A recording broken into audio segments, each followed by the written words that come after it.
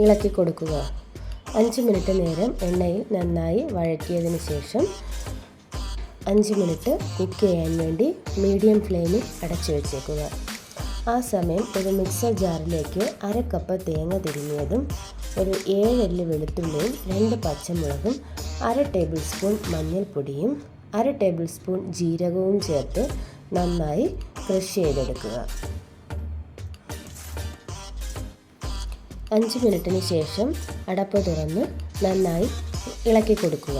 അതിലേക്ക് ചതച്ച് വെച്ചിരിക്കുന്ന തേങ്ങയുടെ അരപ്പ് ചേർത്ത് 2 മിനിറ്റ് നേരം അടച്ചു വയ്ക്കുക.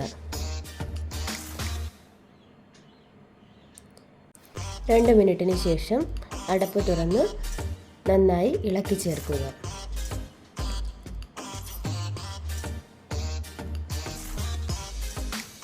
ഇനി കുറച്ച് നേരം ചെറിയ തീയിൽ 2 മിനിറ്റ് നേരം വെള്ളമൊക്കെ ഒന്ന് വറ്റുന്നത് വരെ തുറന്ന് വെച്ച് വേവിക്കുക.